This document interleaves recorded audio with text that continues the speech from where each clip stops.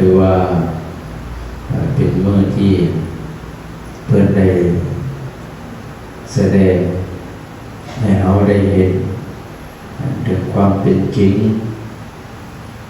ของคนของการที่เราได้เกิดมาเป็นมนุษย์เป็นสัตว์โลกบ่ว่าสิเป็นมนุษย์บ่ว่าสิเป็นสัตว์เดรัจฉานก็ดีพระพุทธเจ้าเกิดมาในวงตระกูลที่เป็นพระราชามหากษัตริย์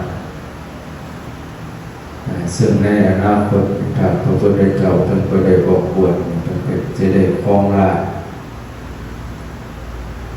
แต่ว่าความจิตเป็นราชสมบัติทุกสิ่งทุกประการ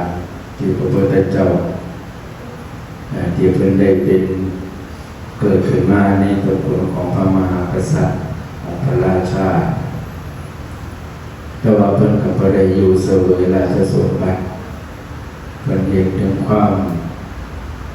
ว่ามันบ่แม่นความสุขที่แท้จริงความสุขเหล่านั้นมันแค่เป็นความสุขชั่วคราวที่ได้เป็นสมบัติภายนอกแต่ว่าเพิ่นก็ได้แสวงหาโมกขธรรมทำให้การหลุดพ้นเป็นอย่างคนเรามันจังเวียนว่ายตายเกิดเป็นอย่างจึงมีความโลภความโกรธความหลงเป็นอย่างมันจึงมีวัฏฏะสงสารเกิดขึ้นเพิ่นก็ได้แสวงหาโมกขธรรมมาจนได้ตรัสรู้เป็นพระสัมมาสัมพุทธเจ้าด้วยการทดลองวัตถุสิ่งทุกอย่างทุกขกิริยาการลองอดเขาอดน้ำจนเลือดออกตามรูปผมขนจากรูฟันไหลออกมาก็ยังบ่ได้บรรลุก็จนได้มาฉันทะอาหารหลังจากการมาเป็นทุกข์แล้วมา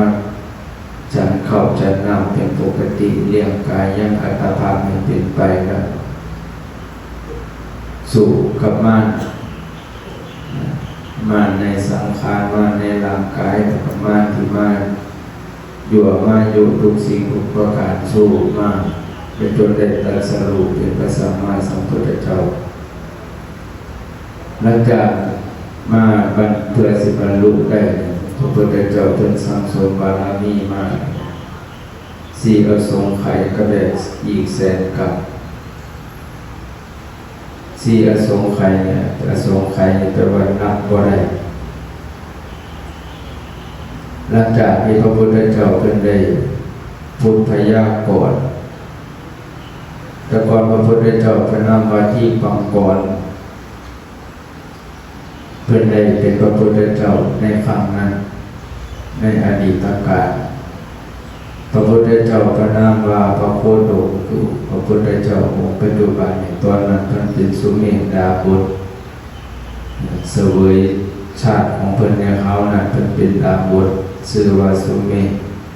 เป็นพระพุทธเจ้ากับพระสาวกทั้งหลายกำลังเดินทางทุดงไปก็เลยแต่ว่าวันหนึ่งมันเป็นขี้ตมเลยเพิ่นก็เลยนอนเอาเจ้าของลาดไปน้ำขี้ตมให้พระพุทธเจ้ากับสาวกของพระพุทธเจ้าได้ย่างขาด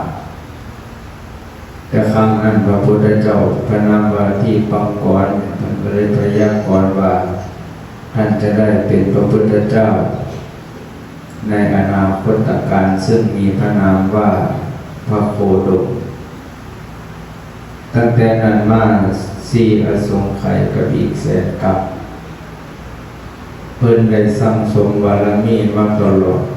คำว่าสั่งสมบารมีคือเพิ่นสิละคอยละเกิดมาพบได้ชาติใดสั่งสมมาชาติใดสิเป็นสัตว์เดรัจฉานก็ดีสิเป็นมนุษย์ก็ดีเพิ่นสิละอกุศลกรรมทั้งหลายทั้งปวงคอยละมาบ่สำรวมกายวาจาใจเฮ็ดจิตใจของเฮาให้เป็นปกติบ่เบียดเบียนผู้ใดทางกายทางวาจาทางใจสร้างสมมาตลอด ก็จะเป็นบารมี30 ทัศบารมี10 ทัศคือการทานบารมีศีลบารมีเนคขมะบารมีปัญญาบารมีวิริยะบารมีคือความเพียรปัญญาบารมีก็คือปัญญาเนคขมะบารมีคือการออกบ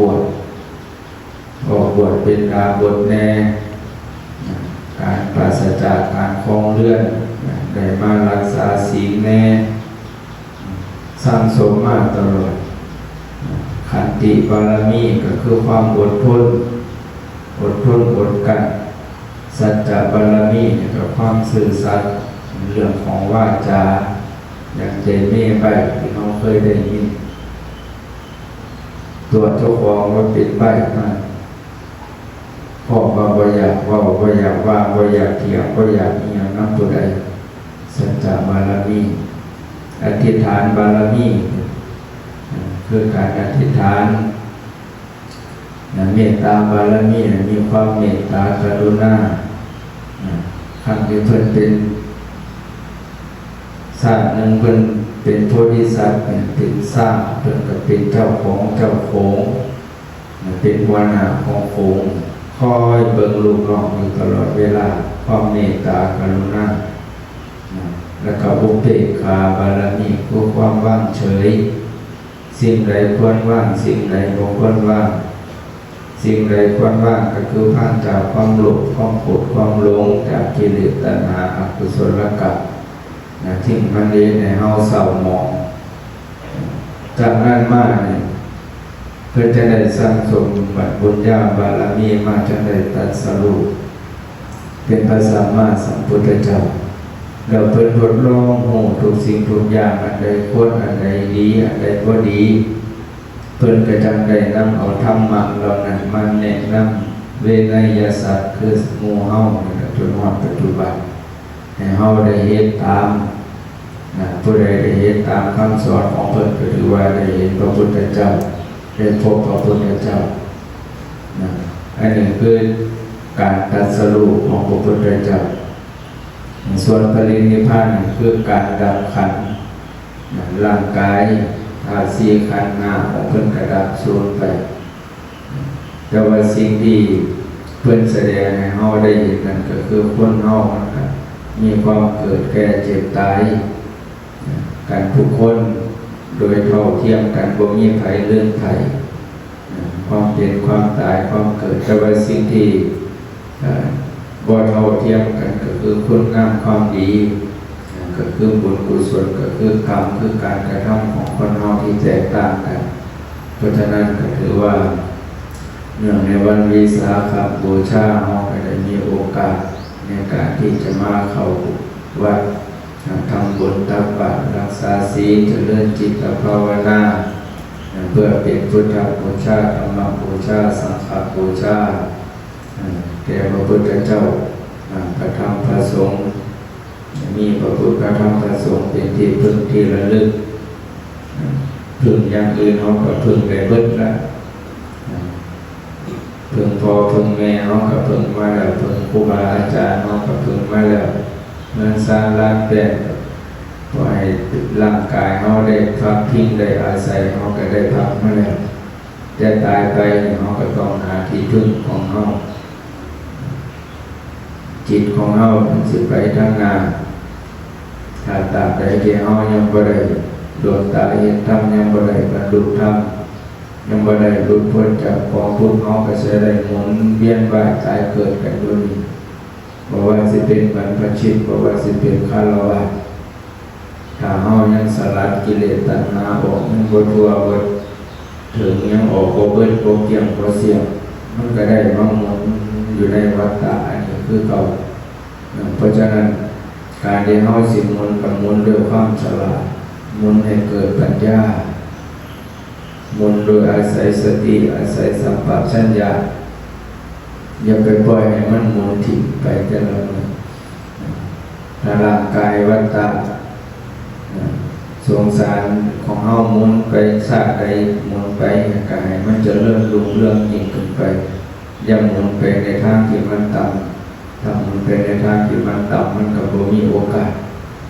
ที่เฮาสิได้เงยหัวขึ้นจากอบายภูมิได้เพราะฉะนั้นก็ขอฝากญาติโยมเฮาทุกคนในการดำรงชีวิตให้เฮาได้สำรวมมีสติมีปัญญาก่อนบอกก่อนจาก่อนเฮ็ดก่อนทำก่อนคิดให้เฮาได้พิจารณาให้ถี่ถ้วนแล้วจังเฮ็ดจังลงมือทำจังลงมือเว้าจังลงมือคิดเพราะสิ่งเหล่านี้มันเป็นกรรมถ้าเฮาเฮ็ดกรรมไปแล้วก็จะเป็นเรียกวิบากกรรมคำว่าวิบากกรรมคือเฮาต้องได้รับกรรมของที่เฮาได้เฮ็ดซึ่งหลีกเล่นบ่ได้หลีกเลี่ยงบ่ได้คำว่าวิบากกรรมคือเฮาได้รับผลของกรรมแล้วเพราะฉะนั้นกรรมอันใดที่มันจะเป็นประโยชน์เฮ็ดให้ร่างกายเฮ็ดให้ชีวิตของเฮาที่มาอาศัยร่างกายนี้อยู่ให้เป็นกำไรให้มีกำไรในดวงจิตดวงใจของเฮาให้ยิ่งให้สูงขึ้นไปเพราะฉะนั้นก็ขอฝากในญาติโยมเฮาให้มีสติสัมปชัญญะในการดำรงชีวิตอยู่โดยความผาสุกอยู่โดยความสงบอยู่โดยความปราศจากความบุญบายความเศร้าหมองในจิตในใจให้เฮาอาศัยเอาคำสอนของพระพุทธเจ้าเป็นเครื่องอบรมจิตของเฮาให้ทำให้เฮืองสืบไปภายหน้าเพราะฉะนั้นก็ขออนุโมทนานำออกตุญญาโยมสำหรับในภาคตอนแรกเฮาก็มีการทำวัดแรกแล้วก็เวียนเทียนสำหรับเมื่อแรกเพราะฉะนั้นก็ประกาศบอกออกตุญญาโยมเฮา